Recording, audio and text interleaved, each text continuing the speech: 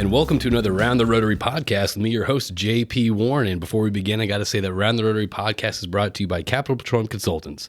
CPC specializes in project engineering and well site supervision in all disciplines of the oil and gas industry. Contact us through www.capitalpetroleumconsultants.com to see what CPC can do for you today. And thanks for everyone tuning in on Around the Rotary podcast. I know that you have your choices of podcasts, but thanks for tuning into the number one oil and gas podcast per my wife. And you can find Around the Rotary on whatever platform you listen to now. Please like, subscribe. I think we're releasing a bunch of these, I think 2 a week. So we'd appreciate that. We're also on Instagram, round_the_rotary_JP Warren. Check us out there. We got a lot of other material. And So I got to say that I'm excited that you're in here today. I've seen your stuff on LinkedIn. I've seen that you just actually got promoted. And for those who don't know who I'm talking to right now, this is Celeste Schaffer, the operations supervisor, and it's a slash now, right? Right now, yes. Right now it's a slash. Business development manager, and that's a recent position. Yes, this is my third day in the job. Third day in the job, and you're actually taking time off to do this podcast. So I am, yes. Good luck to you. Did I say Nabors Industries yet? You did now. Okay, well, at Nabors Industries, and first off, thank you so much for coming on the show and getting on here. I've seen your stuff on LinkedIn. I know that you're very active in speaking at events, or at least one event. I'm working on it. Actually, just recently, the visibility and exposure has just ramped up. Has it really? So, is that from your new role, or is that just kind of from like COVID times? It might be from COVID times. So, yeah, okay. A little bit of a ramp up there. I'm trying to keep up, trying to log into LinkedIn a little bit more, but yeah. It's my new Facebook. I check LinkedIn now. I took Facebook off my phone. I just do LinkedIn now. Yeah, no, absolutely. Between LinkedIn and like Instagram too. I'm working on that one. Yeah, you got to build the content out there.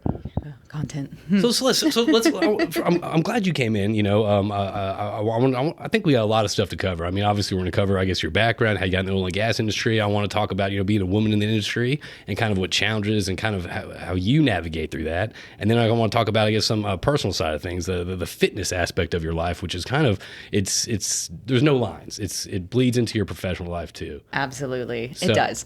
So why don't you get us kicked off? Why don't you give us a background, where you're from, kind of how you got in the industry, and kind of let's go from there. All right. So I'm from Magnolia, Texas. That's where I was raised, born in Houston. So my whole family's in Houston. Love it. Dad actually just moved to Baton Rouge. So Louisiana, Houston. Okay. So that's exciting. Is he a Tiger? He is a Tiger.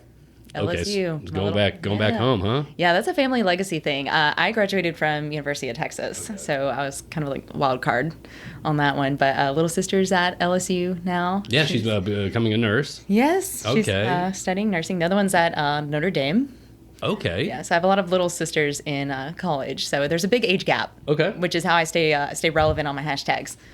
Okay. All right. So that's how you kind of get your market research on what is this hashtag trending or not. Yes. I'm still figuring it out. Like, I'll do a hashtag and it's like there's only like 20 followers behind it. I'm like, that's not a good hashtag. Those are the best. And it's weird though. You got to navigate around that. Yeah, you do. You have to do your market research. Got to see what's working. And it sounds so silly to talk about hashtags right now. Being 41 years old, sitting here talking hashtags. But it's in this day and age. I mean, post COVID and all that stuff. It's not all, but there's a lot of energy and efforts to have clicks and people look at your stuff, and content views. So it does matter. Yeah, actually, in fact, someone at the office yesterday or the day before, my days are mixed up, but they found my Instagram through an oil and gas hashtag. It was a picture of me in like 2010. Hashtags work. Yeah, they work. They really do. So I was surprised. I was like, oh. He goes, is this you? I was like, yeah, that's me. Old school. Yeah. Old school, like 11 years ago. It was a little Celeste. So you grew up in Magnolia, went to UT. I mean, Are you first generation oil and gas? I actually am. Okay. Yes. I mean, I have some family that worked in oil and gas in some capacity, but it was like IT or software. I'm definitely first generation as far as like, the grit of it, the operation side of things. Absolutely. So it's different. It's a different breed for sure. So if you're first generation, I mean, why did you pick Petroleum Engineering at UT? I mean, that's kind of a... Yeah, that was a big jump. When I applied to college, you have to select your major and what you want to specialize in. I just selected it off of a list. I was like... So much pressure for an 18-year-old. It is, because you don't know. You don't know what it is. I mean, I think I had a little, just dial-up computer trying to Google what I can, but... I feel like unless you're like lined out on like a career path, like you really don't know what you want to do till you're like 27. I feel like. I don't know. That's even then, I didn't know what I wanted to do. I don't know what I want to do today. I think we're trying to figure it out right now. Yeah, I think everyone is. So yeah, no, I selected it. That was my first choice. My second choice was actually like architecture and interior design. So same thing. Yeah, no, same, but different. Same, but different, but still same. So I got in, and day one, my one-on-one class, I remember the professor had this picture of someone in a hot tub with a gun shooting a deer. That was the intro. That was the intro. It was like, hey, this is the life. And I'm like, whoa, that's cool. Now it's probably some dude sitting behind a computer sending his resume in. Yes. Yeah, in his boxers working from home. Yeah. Collar from, just the waist up. Oh, the Zoom attire. Yes. The Zoom attire. The Zoom attire, absolutely. Basketball shorts, button up. So you started pursuing Petroleum Engineering. Did you like it? That intro class was great, and then it got hard. Okay. Like, it got really hard. I was working so hard just to, get good grades and everything. And like, I know halfway through I called my mom. I'm like, Mom, this is hard. I don't know if I want to finish this. And she was like, tough shit. Well, what made you finish it? I mean, it seems like that's such a foreign industry, because I'm first generation too. So it's a foreign industry. You choose this major. It's more challenging than you think. And most people probably, I'm assuming your friends and all that stuff are probably easier majors and going out and having fun and all that stuff. So absolutely. What kept you sticking with it besides your mom saying tough shit? Mostly that. But honestly, I mean, just like, I don't know. I think I'm just drawn to challenges. Like anything that's really hard, like I want to try it. And I want to do it. Have you always been that way? I've always been that way. I've always really taken on extremely tough projects, tough hobbies. I mean, bodybuilding, that's hard. We'll get into that. I wouldn't know. Yeah. Okay. So that's really what drove me to finish it. And then, of course, I didn't have a lot of contacts in the industry. Right. I didn't know anything. I didn't know anyone. So I really had to start from scratch. And I think a little bit of it was luck. Right. Getting to where I am now, and a lot of it was just grit, hard work, all those things that are still really prevalent in the industry. That's kind of what just changes. The game changes, but the energy and effort still kind of the same right there. Yes. So you graduated Petroleum Engineer. Where'd you go from there? All right. So of course, like any good petroleum engineering student, it was mandatory to do internships. Okay. Like if you didn't do an internship, you were not going to get a job. Okay. So, I did, just some, worked at Gyro Data for a little bit. I worked for an operator for a little bit. And then come graduation time, it was either work for an operator in the field or actually met my then current my manager at the time at NOV at a career fair. Okay. And he invited me out to lunch with my future team, and I was like, oh my gosh, this is great. Like, I love these people, I love the culture, like this is good fellowship. Okay. So I made the choice to go work for NOV straight out of college. So that's interesting because usually, I mean, I would assume, and obviously I don't know, I'm not an engineer, but I would assume that people graduating petroleum engineer want to go work for an operator, want to make the calls and the shots and choose their vendors and all that stuff versus going to NOV, which is a huge service company. So what made your, I guess, decision between one versus the other? Right. So I'm actually probably one of the few that does not want to work for an operator. Interesting. Okay. So, I will say that. But at the time, the choice was either, go be queen of Turd Mountain in the middle of nowhere. Right. Make a lot of money, maybe learn from my grandpa. Great. Or I can go work for maybe some people around the same age, a lot more people, and learn a lot about the industry, a lot of pieces about the industry. So you were drawn more towards, I guess, your potential future colleagues versus kind of the financial security and the operational knowledge you get from being queen on Turd Mountain, right? Yes. So it was the people that brought you to NOV. Absolutely. Okay. Yeah, it was great. I've always been attracted to good leadership and quality coworkers. Because if I'm going to be around people for 40 to 60, 80 hours, whatever, I want them to be good people. I completely agree with that. I mean, there's a lot of people that always are chasing that, whether it's a title or whether it's that 20% increase in pay and all that stuff. But at the end of the day, they're not going to. I mean, if it's a shitty environment to work in, if it's a bad place, if you're not happy, you're not shining, you're not getting along with your colleagues, it's going to suck. And at the end of the day, that 20% or 30%, whatever it is, increase, it's not worth it, in my opinion. No, absolutely not. So to you, it's more quality of life than. I think so. Okay, all right. So you're at NOV, you're working with your team, and what were you working on? Ooh, a little bit of everything. So let's see, where did I start?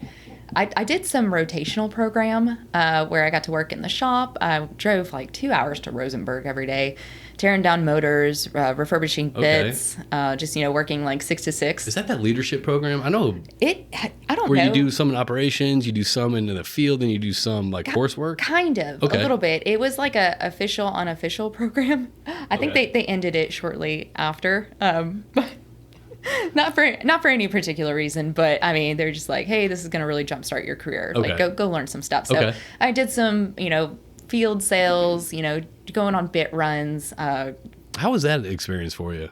Oh, I loved it. I love going out to the field, and I might like it because I don't have to be there all the time. It's like a little vacation. Right. No, I do like going to rigs and, visiting with, different, operators, seeing what they do. I get to see a lot of what everyone does, working for, whether it's a contractor or service company. And you really get to see a lot more, which is interesting. So you get to see what one operator does versus another. You get to see who thinks they're drilling fast, but they're not really drilling fast. So that's a good point. I mean, I know I have a friend, and you probably know the person. I'm not gonna bring up their name, but he was talking to me. He got let go, and he's an engineer, and he's like, he's kind of hemming and hawing around. He has an opportunity to serve his company, and I was like, buddy, like. I think it's a great idea. I mean, I understand you want to be on the operator side and all that stuff, but at the same time, I mean, right now, I mean, you're going to learn. First off, your network's going to grow tenfold.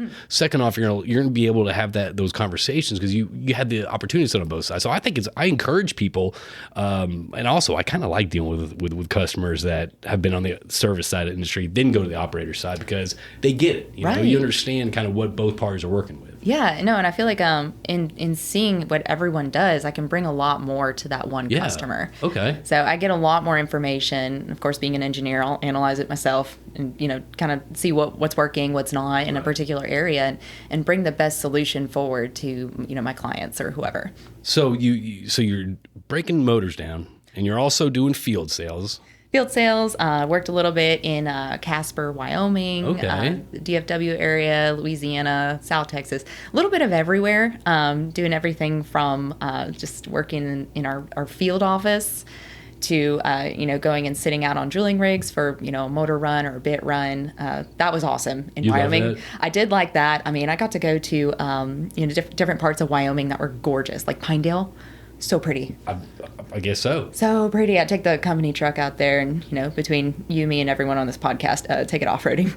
Yeah. Well, there's 7 listeners, so you're fine. Obviously. You're fine. Don't worry about that. Obviously, I know. So you're traveling all around, right? You're visiting different parts of, I guess, the lower 48, right? You're getting all this experience, and so then you go to which role did you go into at NOV? Oh gosh, I eventually got back to Houston in a technical sales role, so supporting our sales engineers as the technical expert and technical engineer. So I did a little brief stint in that, and actually transitioned into doing analytics, and I spent most of my time doing that. It was a good 5 years at least, doing performance drilling optimization, BHA recommendations, torque and drag, a lot of like high frequency data analytics. Did you enjoy that? I did. I really did, because I learned something new every day. I walked into the office. I was like, what am I looking at? Wow. Okay. So that was really interesting. So I'd have these projects from operators. Like, for example, they'd be like, hey, we're having all these twist offs in this zone. Right. Can you tell us why?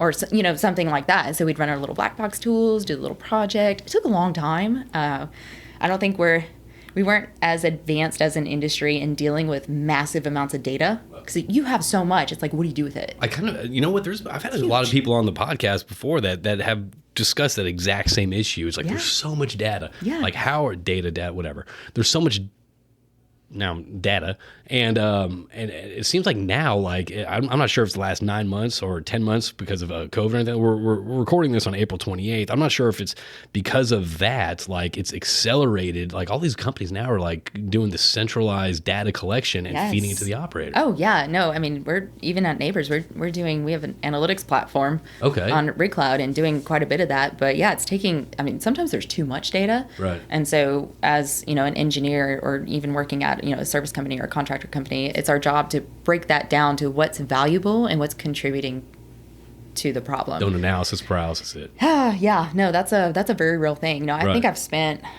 like 2 weeks on a project, and I just like couldn't figure it out, and I just had to take a little break, take a step back, and come to it fresh eyes and be like, okay, that's it. So This is obvious.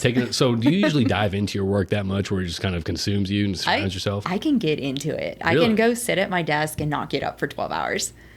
Just because I want to get into it. That's the engineering. It is. It really is. And that's, that's something I'll have to break that habit when I get into this business development position. We're gonna get into the business development position, which I'm excited to hear about because I want to hear about how you got into that, because it seems like this is a very recent thing that someone threw your name in the hat, and because of, I guess, your efforts and what you've done during the whole COVID quarantine lockdown, whatever you want to call it, it's kind of propelled you. But before we get to that, that's for later listeners. Before we get to that, how did you go from NOV as the Dynamic Drilling Solutions Optimization Engineer, that was the title, to Nabors?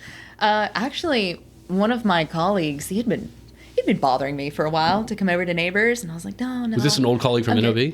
No, he's at Nabors. We worked together actually for like a year and a half, and like we're both still at Nabors. Gotcha, but gotcha. he'd pinged me and on LinkedIn, which I never checked. Mm-hmm. Then I think he finally texted me. So he's actually an old colleague from NOV. Went over to Nabors, okay. but kind of kept reaching out. I was like, hey, I think you'd be great for this position. What are you doing now? Are you happy? And I was like, I'm all right. Like, I'm good. Were you fine? I Were you was just doing the same thing for so many years? I Just was. like, I'm ready for something new. A little bit. Well, there was a culture shift actually. Okay. Back at my old company, and the leadership wasn't quite there. Okay. And I didn't really see my career, going forward anymore. So that's why I made the transition, which I'm so glad I did. Small world. I was going in for my interview, and my director at the time, he walked into the room, and I'd met him at like a conference years ago. Yeah. And of course, like, I've been at my desk at this point. I'm a desk jockey. I don't get out. I don't go socialize. And, all of a sudden, I just, like, started going out a little bit more and, like, meeting more people in the industry. And so he walks into the room, and I was like, oh, what's up? Cool. So because and that's the thing though, the oil industry is so small. You never know. I remember when I was doing breakfast runs, I ran into this one customer, and he was like in a suit, sitting on the chair. I was like, what are you doing? And then the customer who I knew was coming out, he was like, hey, blah, blah, blah. I was like, oh, you're interviewing. Oil field is small. It's you got to be sneaky when it's like you're interviewing somewhere else, because people have friends and people talk. They do. Well, there was we'll get to this, but my new position, like, people knew about it before I did. Really? I was like, really? So, surprise. But no, I've ran into colleagues and clients at Lowe's at 6 o'clock in the morning. Right. I'm in my jams, shopping at Lowe's, getting my lumber, whatever I need for my project for the day. And I'm just like, oh, shit. Get your lumber. You're not getting your lumber these days. Lumber prices are through the roof. Yes. Oh, yeah. So your first role at Nabors, and so you've been there about 2 years now. Yes. Right. So your first role at Nabors, did you go in kind of doing the same thing that you were doing at NOV? A little bit. It was more like analytics, KPIs. Okay. So what I did was I supported a lot of these NDS technologies, and essentially provided the value statement to the client. Like, okay, well, what is this doing? What are our metrics? Pulling all the data for that, and then presenting it and be like, okay, well, this is why you're running this tool. This is why you're running this software. This is what it's doing for you. So I did that for, up until, I guess, mid-COVID, whatever we want to call that, mid-2020. Was that April, May or something like that? Yeah, April, May. And then I guess we can get to this topic Let's of, what I did in 2020, and I guess how I kind of stuck through it was... In fact, it gave me a lot of creative freedom. Not having my boss there giving me directives. I kind of got to choose my own. Which is nothing against your boss if you're listening. Oh no, great boss. Really not a micromanager in any sense of the way, but he taught me quite a bit. But not having someone there really giving you any directives, it was like I had to sort of pick my own projects and pick how I did it, and then it eventually came down to like me and one other guy. We were like, okay, here's our process. Here's what we're doing. How can we make this better? How can we really improve this? And no one asked you to do this. This is just something kind of that you two kind of took on your own and say, look, we're kind of at the house right now. We got to kind of show our value in doing something. Let's do this. Yeah, no, absolutely. And then it was so easy with only, 2 people. It was just a phone call away making decisions, going back and forth. Of course, we busted our ass. We worked 16 hours a day doing stuff like we had a mission, and we did it. Okay. Which was really fulfilling in itself. So yeah, just creating that value and having a lot of freedom to do that, at the house without anyone looking. Well, when did I guess we were talking about this before we started recording. I feel like middle of March last year, 2020. Mm-hmm. Everyone's at the house, and I was like, 2 weeks, flatten the curve, which is now find the cure. But so people are at their house, and they're sitting there. I think probably around middle of April, beginning of May. That's when you kind of saw things either on LinkedIn start getting more creative. You start seeing people that you've never met before in West Texas, like that Keith Stelter guy I had on yesterday. Like there's just so many people that kind of came out of the woodwork who, and honestly, me too. I wasn't using LinkedIn before COVID. Oh no! Now that's all I use. So it's like, when was that time for you? And I guess what was the mindset when you're like, okay, well, we got to start doing something. We got to put something together. What was that drive behind that? For the whole LinkedIn thing, I don't think that started until I guess towards the end of last year. Well, not the LinkedIn thing. I'm talking about like when did y'all realize like, hey, let's do this project. Let's show some value. I mean that came down to that was almost a necessity. I mean, when you trim the team so much and you have an entire corporation relying on just 2 people for a certain job, right? You have to get creative and you have to be like, okay, what can we do to make this process better, right? And that's what really drove it ultimately. So it was more of a self-starting thing. It was no, that is for sure. And so we did that. Of course, like organization goes through changes. Actually went to my next position after that, which was the supervisor for several of our Indias. July 2020. Yeah. So through this, I guess from middle of April until July, you're working on this performance, you're looking on the efficiency and all that stuff. And next thing you know, boom, now the operations supervisor. So how much did your role change from doing the performance drill engineer to operations supervisor? Like any transition, there's a lot of crossover and a lot of overlay. So, keep doing your old thing for as long as you can, support it, and then, hand that off. So ultimately, we actually have something that really replaced a lot of what I was doing, and that's the Rig Cloud platform with the analytics. You want to plug that real quick? The Rig Cloud platform? I mean, why not? That's ultimately what it came to, is like, okay, we're developing this product that's going to essentially take over my old job. Okay. Which is fine. That's how things work. Yeah. You get a solution, does it for you, Don't fight the change. Don't fight the change. Embrace it. Yeah, embrace it, move on to something else. Yeah. And it was what it was. So, we worked on that until that came, a superior way to do things. And then you just kind of leave it alone. Let it do its thing. So with you're going from performance drill engineer, then you're going to operations supervisor. Now you're doing business development manager. And this is honestly, you've had 3 changes, I guess, within 9 months now. Yeah. How is that? How is that for you? Is it exciting, or is it kind of one of those like, okay, well, where do you want me? Is it exciting? No, it's definitely exciting. Back to the operations supervisor role, that one, I'm still very much in that, and that involves a lot of product line work and taking something from initialization to commercialization and making sure it works. Okay. And that sounds fun. That sounds interesting. It's a lot of fun. It's a different game in itself, and just learning how things work and how to keep making them work. Okay. Because like with anything, let's say you update your iPhone, and then there's always minor issues. That's frustrating. Always. So you have to go figure out what that was, and that's working with complex issues and taking and analyzing data from multiple sources and just being, just sort of unbiased in how you get to that solution. I love that. Okay. Like that was a lot of fun. It still is a lot of fun. That's what I'm doing now currently still. So are you excited to go on the business development side of things? I am. At first, I guess when my name was first put in the hat, I was like... Did you put your name in? No, I did not. Okay. I did not. So a teammate put your name in? Somebody else did. Okay. Yeah, I think they're like, hey, have you thought about Celeste? Like, I think she'd be really great for this. And so, of course, I sit down, and it's really an informal interview. And I didn't... Joel, if you're listening to this, sorry. Joel's a longtime listener. So I didn't take it very seriously. I was like, whatever. I'm just gonna bullshit through this, see what's up. And then I kind of left that, and I was like, maybe I should really think. It was just on my heart, and so I was like, okay, I got to think about this a little more. I might be good at this. I don't know. So I had to really think about it. Just interviewing multiple sources, asking people what they did, and ultimately, what drove me to accept that position was I think I can add a lot of value to the company and our customers in doing that position. Right. I was like, I think I could have more of an impact this way. So your previous background, I guess, in sales and business development is kind of just, deliver, field bits and field sales. So this is kind of the first full-time role you're taking in business development. Yeah. Business development to me is sales. Yeah, in my opinion. It is. It's just a different title. Don't sugarcoat it. It sounds more important than sales. It does. It does. So, but no, I've never technically sold anything in my life. Like, I've influenced a lot of sales. You and me both, yeah. Through yeah. just, through providing data and research and analytics and whatever. I've influenced a lot of sales, and now I actually get to tell them to sign a piece of paper. So I guess with no background in I'm not saying no background, but no formal sales training background, all that stuff.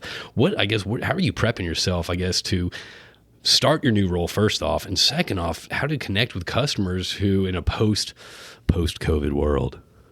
All right, Mad Max. Wasn't that good? That was good. I know. I mean, the new normal. I mean, so what tools are you using, to transition to this new role? Oh, that's a good question. Thank you. Yeah, this is only my day 3 on the job, but I had my first formal training yesterday. Okay. So there's in-house training. A little bit, just more like software and the tools that we have. I think for me, honestly, I'm really probably going to shadow some people. Okay. Learn what's up.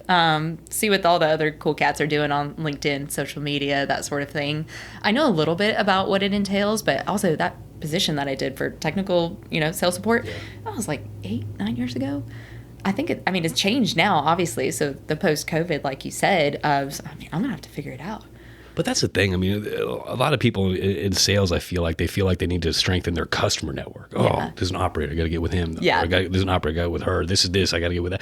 But I find the most benefit, and this is just me personally, and I don't know what I'm talking about after, but I find the most benefit is strengthening a relationship with other salespeople. Yeah. And because oftentimes, I mean, if it's just me out there, it's just, my 2 ears and, my 2 eyes. But if you have a strong network, and I'm telling, other salespeople out there, if you have a strong network of other salespeople, I mean, then you're going to start finding out, oh, this operator's picking this up, or this customer might need this. And you start, that to me, I think that's just as important as having that customer. Right. Oh no, your lateral support is going to be insane. Right. I mean, even coming from operations, like, I did a lot of intercompany, just connecting with everybody. Sometimes I'll tell people I work on everything from the 5th floor to the 11th floor. That's what I cover. And that's Nabors floors. Pretty much. Gotcha. That's the important floors anyways. Oof. Gotcha. So everything from, working down at the lab to, our remote operating center on 11. 12's where the CEO sits, so I'm not there yet, but, I will be. I'm just kidding. They're also a long-time listener. So you said on both sides of the table, well, you're just now on the other side of the table of sales. I know there's always this internal conflict between operations and sales. Do you view, how is that going to be tough for, I guess, you to shed that armor with the operations side of things and pick up this business development side of things? Or do you view kind of your experience in both as being kind of a benefit? I think it'll be a benefit. I will say, coming into a sales position from operations, I've always wanted to just shake the salesperson. I'm like, why did you do this? Why? Because sometimes they'll promise things that we don't have ready yet, or their little mind works in a certain way, like, oh, we can do anything. Overpromise, underdeliver. Oh yes, yeah. Right. And then it comes down to operations to support that promise, and it might take an engineering act of God to do. Which it's 2021, we can do anything, right. But it's going to come at a cost. It's going to come at somebody's time or some resources, and sometimes I feel like they don't understand that. So it'll be interesting, being on the other side of the table and working with that, and demanding support of my old colleagues. So I guess you feel that the historic salesperson was, irregardless of everything. Yeah. Or regardless of everything. I don't think irregardless is a word. I'll have to check my wife. She always corrects me. But irregardless of everything, that sale is the most important thing, whether we can do it or not. Right. And what you're doing, you're saying, you're bringing to the table, it's like, no, actually, that sale is important, but let's make sure that we're fulfilling our promises, yes. what we're saying we're going to sell. No, absolutely. Okay. Absolutely. That, and sometimes I'm like, I don't see any of our sales guys for a while. I'm like, what the hell do y'all do all day? You're going to figure that out. Do y'all play golf and go to brunch and, I don't know, brunch, lunch, Okay, dinner. lunch is Maybe I do brunch. I don't know. Maybe. I mean, that might be your thing. Avocado toast. What's that? Hey, get that poached egg on there. I dig it. No, but every salesperson's got their own thing, whether it's brunch, golf, hunting, meetings, whatever that looks like. Yeah. So I guess with your field experience and I guess your technical background on stuff, you can kind of, I guess, attack all sorts of that thing. And you just got done playing golf too recently, right? I did. Oh, I sucked horribly. Like I took out a tree. So you got to get your own clubs now. I do. I had to rent clubs, and oh gosh, it was so funny. I go to the golf shop or whatever, and the guys show me the bag. I'm like, how do you pick this up? He goes, oh, you wear it like a backpack, like throw it over. Oh, the double strap. Yeah. Double strap thing. Because I'm looking at this thing. I'm like, how do you carry this? Like what? You get a caddy to bring it to your car. Yeah, exactly. That's how you do it. Chop, chop. No, I'm just kidding. So he had to teach me how to wear the little bag, and I mean, I felt like a massive idiot. So I think going from business, I guess, to business development manager right now in April, things are just starting to open up. Yep. The vaccine just got released. Yes. Traffic's back. Traffic's here. It is. It's back. All right. So you're seeing things kind of return to normal. Are you kind of not nervous, I'm not saying that, but are you kind of anxious about kind of getting out there and establishing, I guess, contacts and all that stuff in this industry? Or do you feel it's like it's the 2020 kind of reset everything and now it's kind of a good time to get back in? I mean, what's your thoughts on, I guess, the current market right now and networking with customers? Absolutely. No, I feel like sort of like we talked about, I think 2020 kind of leveled the playing field a little bit. Right. So I think that, I am nervous about the context. There's people that have been doing this for a very, very long time and their network is so extensive. And so I'm kind of newer to the game. I feel like I can catch up pretty quickly. And, there's, of course, like the social media aspect, that platform. I think that's going to have a massive outreach. And I definitely plan on participating a lot more in that. So let's talk about that real quick before we move on to another subject. So social media it sounds, I mean, I was talking with Keith about this yesterday. Yeah. It sounds so silly. You know what I mean? It sounds so silly that it's like social media because it's got the stigma where it's nothing but, millennials and high school kids and all that stuff doing hashtags or pounds, whatever you want to call it. But it's got this stigma with it where it's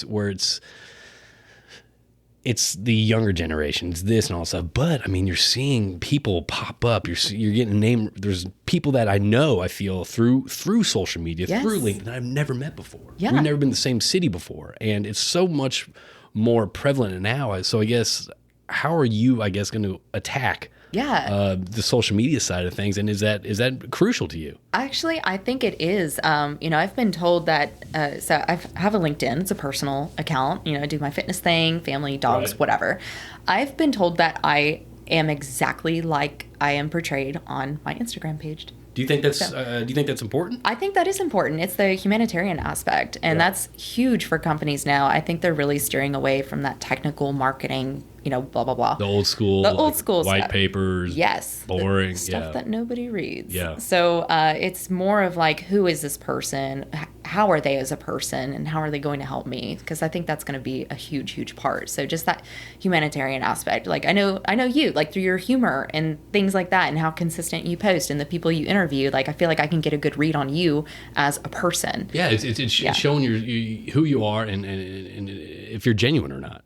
Absolutely. And I think that's going to be really important, especially, post COVID, semi-COVID, maybe whatever this is, Mad Max. It's not having all those people in the breakfast room or the lobby or however it used to be with the sales. It's more like, okay, like somebody's going to go do a little bit of research. Yeah, on someone else, and it's true. And then, like, honestly, this is a kind of funny story. This kind of goes with the fitness thing. I remember walking. This is when I was in technical sales. Okay. I walked into an operator's office, handed in my business card. I was supporting the sales at the time. He Googled me. Okay. On the spot, and I'd been doing my. While you're in the room. I was like right at the door. And he Googled me, and of course, like, I do fitness stuff, and those pictures don't go away. And some of my fitness stuff was on the interwebs. And he was like, what is this? What do you do? And I was like, bodybuilding.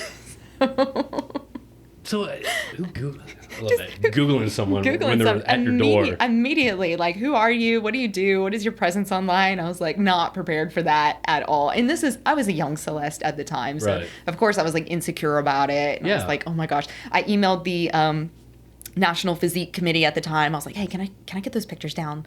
Can you take them off? Really? Yeah, and they're like, no. Right. You can't. But I would assume, I mean, we're going to get into the fitness side later. Yeah, but I would assume, though, that the fitness thing, I mean, obviously, I know, one of my wife's and I's frustumers, she's into it as well, and she's very active on it. To me, I've spoken with her about it, and the level of commitment is insane. Discipline. It's insane. Yeah. I mean, I have a cheat meal probably every day, you know what I mean? But like the level of discipline to that, I mean, if anything, that speaks to, I guess, your work ethic and kind of, it does. You're going to do what you say, because if you can do that to yourself, do that to yourself, whether it's counting macros or whatever, and just training that much, waking up at 3:30 a.m. Yes. Then that shows how you can perform, I feel like, in the professional world. Oh, no, it definitely translates. If I put creamer in my coffee, that's cheating. Yeah, I know. I saw what you put in there. Don't worry about it. So real quick, so I want to talk about the social media thing, one last thing, and then I want to transition to,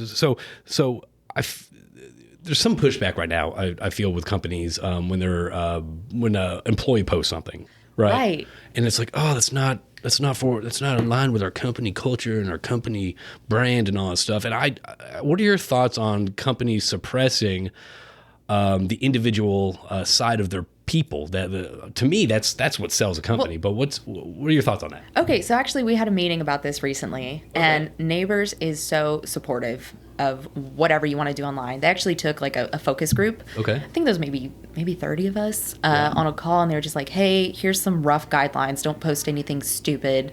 Don't directly, call a client out unless you have their permission, that sort of thing. Yeah. But they were like, post what you want. Like, we want that. And in fact, when I went out to West Texas a couple of weeks ago, I took a lot of pictures. They asked for those pictures. They're like, hey, can you send us what you took out there? Like, we want to use it. I'm like, so you see great. more grassroots, I guess, Yeah. companies adapting and I guess accepting, embracing, I guess, the grassroots. Absolutely. Yeah. And that was really empowering in itself, because there's so many people, I think maybe another generation above me. Right. They're hesitant. They are, and they're scared, because that's been the stigma for such a long time is, be careful what you post, be careful what's online, be careful, blah, blah, blah. Yeah. And now it's like, that's the new normal. Yeah. Like, if you're having a good time in a crawfish boil, like, I want to see it. Yeah, post it. Like, post it. And yeah. here's the deal: if you're that worried about it, it's no one's going to remember in an hour or the next day. No, because it's very saturated, and so whatever you did last week, whatever toast you ate in the morning for breakfast, like, people are going to see it and they're going to be like, okay, whatever. Right. Yeah. Move on. Yeah. Toast pictures are great. Everyone loves those. So I kind of agree with you. I think that companies that don't, I guess, promote their people or promote their personnel to show who they are, show that they're family people, show that they're animal people, show that they're into bodybuilding, show that they're into hunting. If you don't show who, this is just me, I feel like if you don't show the personality of your company, you're going to look stale and you're going to look stagnant. Yes. And people don't want to engage with you. Right. No, you have to be relevant, engaging, and there has to be a humanitarian aspect to, this person. It's not like, of course you're representing your company, but also yourself as well. Yeah. And like, that's your value piece, is like what you bring to the companies. Absolutely. All of that. Absolutely. I kind of want to shift gears right now. Being a woman engineer, being a woman on the service side, now being a woman in the business development side.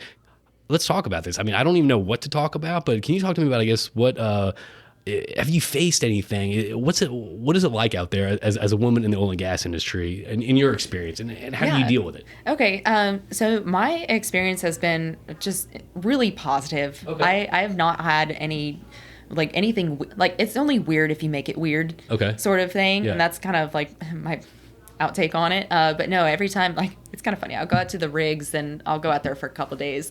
Day one, rig floor is a mess, doghouse is a mess. Next day, everyone's coveralls are pressed and All clean. Right. Floor's washed. You can eat off of the floor in the doghouse. I don't think. Okay, maybe not that much, but far. it's pretty clean. So that's happened before, but in general, it might be my personality and just like how I receive information. But I'm very coachable and very receptive to that. So of course, a lot of people will try to teach me something.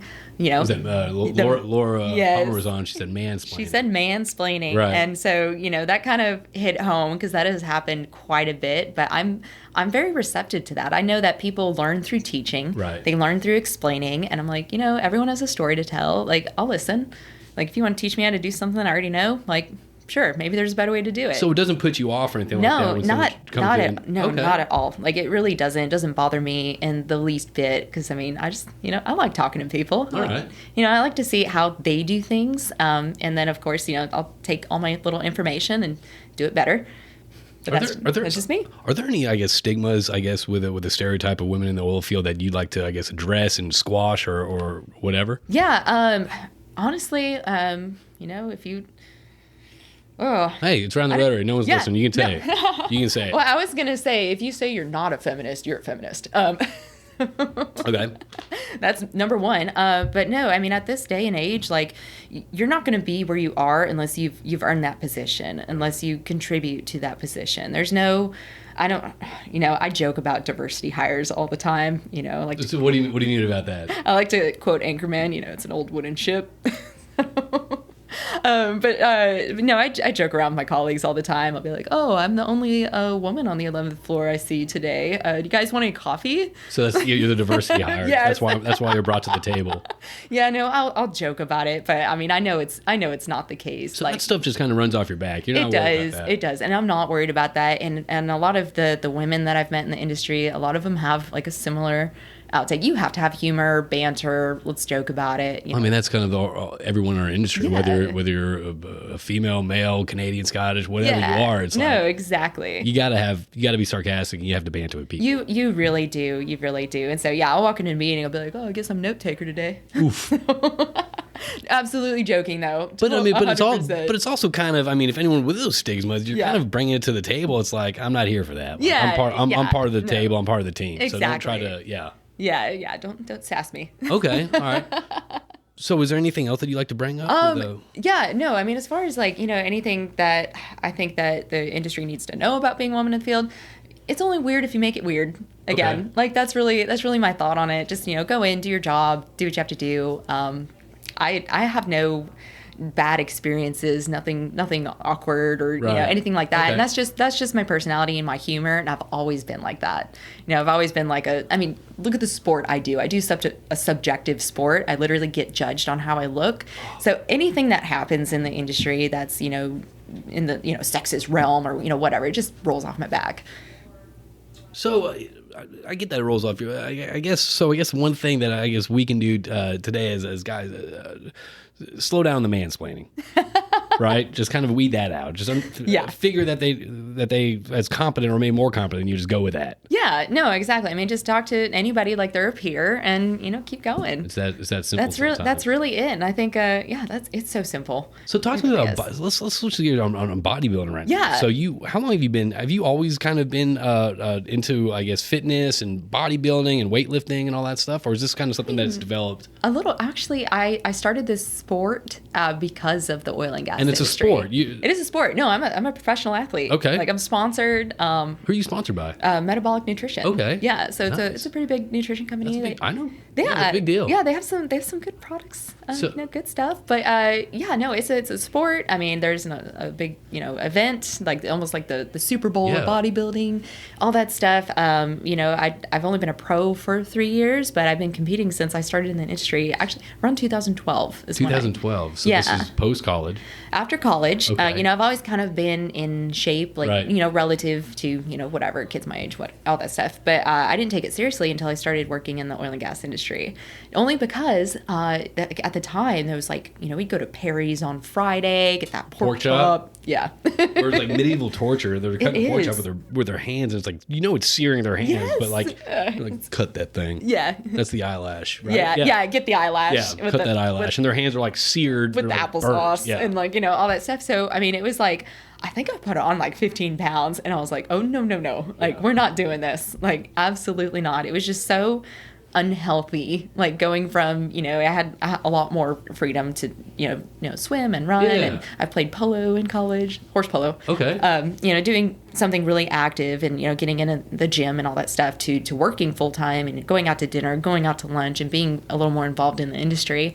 I wanted to do something that got me in shape, and that was the most extreme thing I can think of. Okay. So what was that like? I guess what was it like getting into it? It, at my first show, I trained myself Okay. And all I did was give up fast food and maybe eat some trail mix and go on some runs. I did not know what it took to really do well in the sport. It's kind of a science. It is. It is. Yeah, I mean, I've been on Reddit and all that stuff, and they were talking about like, this macros, this, like there's different fluctuations, and plus there's stuff new coming out. It seems like every week, new fads or tricks or something like that. Yeah, so, I mean there are, and it's evolved for sure. But my first show, I did horrible. Okay. Like I pretty much got dead last. I went to dark tan, and I was like, hey, make me really dark. And Okay. like, are you sure? And so I go on stage, and I'm the whitest on stage because the lights wash you out. So Okay. you have to get the really, really dark tan. I always wondered about why is the tan so aggressive? It's so important because those lights are so bright. Okay. And you want your muscles to stand out, and you can't see it when you're all white and washed out. So you just look like a little glow stick on stage. Okay. So you need that dark tan. And so I went to like, your average run-of-the-mill spray tan place. Yeah, where it's like monthly membership. Yeah, I was like, make me dark. And they're like, ma'am, are you sure? I'm like, yes, I'm sure. I was like level 3, whatever. So I go on stage, and it wasn't right. Like I didn't have the right products. I didn't have the right suit. I did my own makeup. My mom did my hair. It was... very country. Yeah. I went up there, and I did not fit in, but that drove me to do better. Really? Yeah. I was like, okay, I just got my ass kicked. I would assume, I mean, first off, that's so much, obviously in this day and age of social media and all that stuff, and not just this day and age, everyone judges everyone on looks.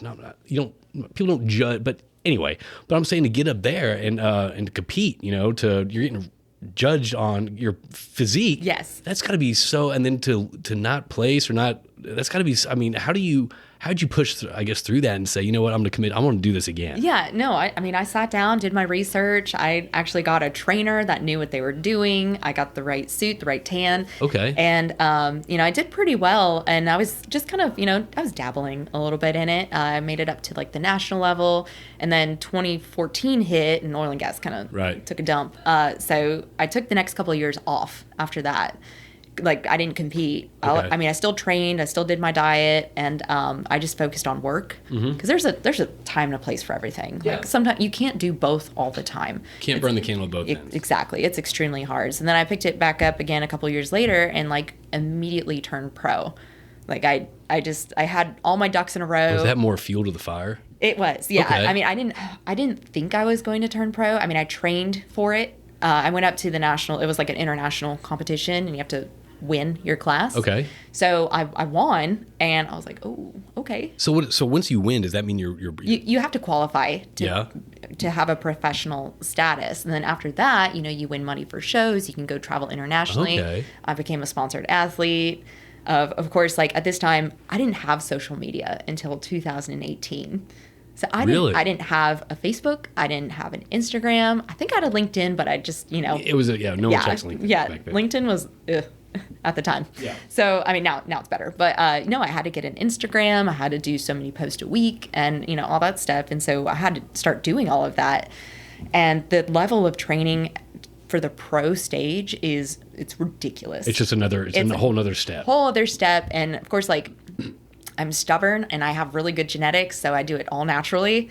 Like, coffee is my pre-workout. Okay. So, that's how hardcore I get. I'm adamant about having a sustainable, healthy lifestyle, even though, like, it's a little hard on the body sometimes, but... So how are you going to balance that with, I guess, your new role in business development? I mean, because I would assume that you'd have to train X number of hours in a gym, X number of this. So how are you going to balance that? Oh, so that'll be interesting. A lot of what I've done in the past is I've woken up at 3:30 in the morning to get my workout in. Oh, really?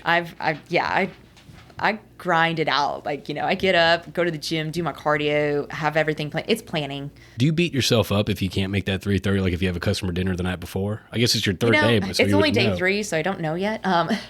So I haven't quite worked that out. I know I'm not going to start training again until maybe June, July. Okay. So right now I'm off. Okay. This is like off-season fighting weight now. So, and I'm totally fine with that. Like I said, there's this time and place for everything, and you can't do both 100%. So at this point in my life, it's like, okay, I'm going to focus on my career and focus on my work, this new business development position, get that lined up. And then when you train for professional bodybuilding and doing what I do, that takes a different level of resources and commitment. Yeah. And so you almost have to have things going a little bit more steady on your career, your relationships, your family. So that gets put into like a steady state mode. Okay. Things aren't going to go necessarily up because that, takes effort. Right. So it's really sustaining what you have and then, working on the bodybuilding things. So when I get there, I will definitely figure it out. We do have a corporate gym.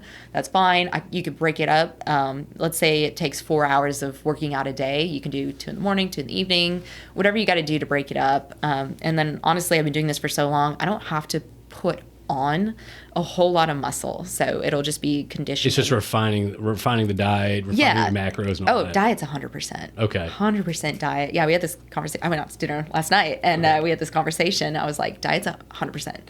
Like if you can do anything in your life, stick with your diet. And when I say diet for professional bodybuilding, you weigh out your chicken, you weigh out your broccoli. You're with the scales. With the scales. But so usually, I guess in our culture, people usually reward themselves with like, oh, it's a good day at the whatever. I'm gonna have a beer. I'm gonna have a whiskey. I'm gonna have a pizza. I'm gonna have some wings with like, how do you, I guess, reward yourself for those daily? That's a good question. Thank you. Yeah, you're welcome. So that you have to teach yourself differently, because I know especially here in Houston and Texas, like food is an easy reward. Yeah, having a good dinner. We have some of the best restaurants in the world, and yes, we do. Like, and it's one of the most diverse cities, and we got. I mean, you can find better Pakistani food here than you can have over there. Absolutely, no, you really can. I mean, shoot, like Restaurant Week. Come on, like. Yeah. Okay. Yeah. Oh, I see how it is. But you have to train yourself differently because, I mean, having a food, it's such a quick and easy reward. Yeah. You have to train yourself like, okay, that's going to do more damage than good. You might get that quick, satisfaction, but in the long term, it's not going to be good for you. Right. So exactly. Your relationship with food has to be different. It really has to be seen as like a source of fuel. Well, how do people, I guess, change their mindset when it comes to that? Over time, I know with me, it's like ripping a Band-Aid off. I'm like, okay, stealth mode, let's go. Okay. That's how I do things. I'm like, okay, all in. 100%. But you're further down the path I am. than most people. I'm not saying people are listening that want to pursue bodybuilding, but people that actually want to maybe lose some weight, get a little more healthy, redefine their diet. I mean, I guess how do you make that? It takes time. It takes time. Okay. There's going to be cycles. You're going to have 3 good days and 1 bad day. It is what it is, and you'll get better the longer you do it. You got to allow yourself those bad days. You do. You can't, like, I told my colleagues last night, I was like, hey, you can't think negatively about the food that you eat or it'll go to the wrong spot. Okay. So right. I'm like, okay, I'm going to have this pecan pie. It's going to be awesome. And it's going to, fuel my body. You're going to enjoy it. In the form of sugar. But, right. It is what it is. So in terms of like treating myself, not with food, you could do things like having a rest day or, take your day off, go to, a spa, get a massage, go, take your dogs out and, play. Do something like different or treat yourself to a movie, right. Do something different than you used to do. Something different, and you kind of get used to that. You can get used to anything, right? Really. After a couple weeks on I guess implementing that. Yeah, exactly. Well, I say it takes 3 or 4 weeks for you to notice a difference. It takes 12 weeks for someone else to notice a difference. So you just got to stick with your physique. So you just have to stick with it. How much, really? I guess, how much influence or inspiration have you done, I guess, in the circles that you've been in, professional side of things that people kind of, I guess, that you inspire, that people ask? I mean, how does that spill into your professional life? Oh, easy. Every day. Everyone has an experience with, the gym or health and fitness. Right. There's always a question, or there's always like randomly, I know I've gone out to a couple of rigs where it's obvious that, I work out and do the bodybuilding thing, and they'll be like, oh, well, the operator just sent us a new gym. Like, check it out. It's awesome. Like, it'll be on location. And they'll be excited about it. That's a way to engage with them, too. It is. Almost everyone has an experience with health and fitness, and whether it's diet or exercise, it's a very relatable topic to almost everyone, which is awesome. I mean, I know I'm crazy for doing what I do. That's extreme. But no, it's extremely extreme. It is crazy sometimes. I mean, I've been on an airplane eating peanut butter in a tuna packet with a rice. It was disgusting. I apologize to everybody. I was like, I was going to say, poor passengers. So sorry. I was like, I'm going to shovel this down, and then that'll be the end of it. You got to do what you got to do. It's fish in a microwave at the office. Okay, I don't do that. I got accused of that last week, and I was so offended. I was like, that was not me this time. That's like a rookie mistake. Yeah, like, exactly. I've been doing this for years. Exactly. I was like, guys, that was not me. They're like, Celeste. I was like, no. I eat my fish cold. I'll go in the corner. Like, and no one came up and admitted that was them. Yeah, and no, well, somebody did actually. In fact, this is a long time ago, but they microwaved their chicken in a can, and it smelled like tuna. It was disgusting. God. So I got the blame for that, and I still get the blame for that. And I was like, look, that was not me. I don't do chicken in a can. Yeah, I mean, first of all, yeah. Yeah, seriously. Adult Lunchable, I don't know. Anyways, no, so in fact, last week, someone heated up something, and they're like, Celeste, was that you? And I was like, no, that was not me. Come on. I respect the microwave, and I respect this floor. Yeah, I've been heating up meals in offices for a couple of years now. Yeah, I know what to do. Yeah. I know the etiquette. Yeah, exactly. So I'll go eat my cold fish in a corner and, just whatever, just get it done. I'm not stinking up the 11th floor. 10th floor. Now it's the 10th floor. 10th floor. Yeah, right. Yeah, exactly. No, it's a different vibe down there for sure. So are you excited about your new role? Are you excited about getting back out there and connecting with people and all that stuff? I really am. I mean, I really don't know a whole lot of what to expect, but I've been really impressed with the team and the leadership so far. Okay. And that's kind of what, like I said, what ultimately drew me to go to that group. So I'm really looking forward to it. Well, I think I'm excited for you. I think once you get comfortable, once you kind of get in the realm of things after your third day, after your fourth day, yes. I think you're going to do well. I think you're going to succeed. I think you're going to do great for Nabors. So I think so, and I'm going to have to learn a whole lot. I've been so involved in certain product lines and technologies, which has been amazing. But putting all of that together for the customer, I think is going to be massive. But the thing is, obviously, there's a lot of rig contractors right now that are I feel like they're acquiring all these technology software companies and all that stuff, right? Oh, yeah. Whether it's Nabors, whether it's Patterson, whether it's H&P. I feel like the technology side of things is going to be kind of driving decisions when it comes to, I guess, rigs these days. So it's good that you have those experiences. Absolutely. We just did a little case study. In fact, like we're just looking at footage per day and like how we rank among everybody. Yeah. Having a smart rig just severely outperforms everybody else. And that's stuff you can take to the customer. And that absolutely, and not only that, but it's data. I like data. Yeah. I'm an engineer. I like to look at numbers. Well, I like proof. Yeah, it's proof. It's you're not bullshitting what you're saying. It's actual valid. Yeah, it's very valid, and I think that's so important, and that's what I stand behind is that validation, that performance, and standing out among your competitors and your peers and whatever in some capacity, and I think that's really going to be beneficial. Well, I dig it. I'm happy for you. I'm excited for you, even though you've been at the operations supervisor role for not that long, and now you're going you're getting out there, going to represent Nabors. I think that's awesome. Yeah, no, it's been a game changer. Honestly, going from like such a bigger company to a smaller one, the visibility is just skyrocketed. I love working at smaller companies. Yeah, and everyone told me it was going to be different, but I was like, yeah, whatever. I'm just going to go be my desk jockey self. It can't be that different. Yeah, how different is going to be? It was different. Yeah. Maybe the first 6 months, not so much, but after that, it's like you get recognized for what you do, which I think is really important. But just having that visibility and then those different options for your career path has been incredible. And honestly, I thought I was going to stay in operations for a long time because I like it. Yeah. I really, truly like it. But I was like, you know what? Let's go for this. Let's try it. But the thing is, you get that operational background, you got the technology background and all that stuff. So now it's just actually putting that in front of customers and I guess proving up what you're saying with evidence. Yes. No, exactly. Yeah. That'll be really interesting. And then I'm excited. I don't know, whatever you guys do for sales, breakfast runs and all that. Who wants chicken minis? I'm up for that too. So a trick that I used to pick up a dozen tacos, and there were always 11 that show up at the break room, or a dozen kolaches, and there was always 11. I started doing Greek yogurts. First off, you can buy them the night before. They don't stink up your car. Okay. They're healthy. I started doing that. So that's a good little trick right there. Change it up a little bit. I'm gonna get a hibachi grill and just make everybody egg whites and oatmeal. As long as you do the volcano with the onions, I think that'd be great. You gotta flip the shrimp in people's mouths. I'm gonna make everybody bodybuilder breakfast. And then talk. Yeah, then push that onto them. Who wants protein? You really need to be eating that truck. But Celeste, thank you so much for. Is there anything else you want to bring up during this conversation? Oh my gosh, I think we've covered quite a bit. So I've enjoyed this. Yeah, no, this has been really good. I can talk about anything. Mortal Kombat movie. That was a great movie. That was good. The opening scene was just I think my wife and I watched it 3 times. It was just so.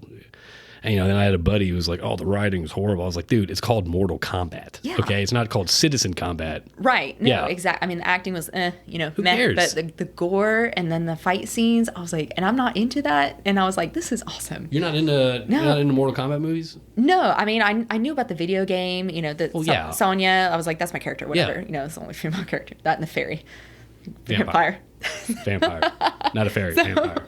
So, just knowing a little bit of the background and then getting to the movie, I got sucked in. Oh, it's a great 2-hour movie. It's unbelievable. Like, yeah, I didn't realize Sub-Zero was such an asshole. Yeah, I mean, I didn't know he had like a personality or I didn't know about the character. I was impressed that he was bilingual. Yeah. Could speak Chinese and Japanese on the flip. I was impressed by that. Yeah, I didn't really get that. The Chinese and the Japanese, like the Scorpion. Mortal Kombat, they come from all over the... Okay.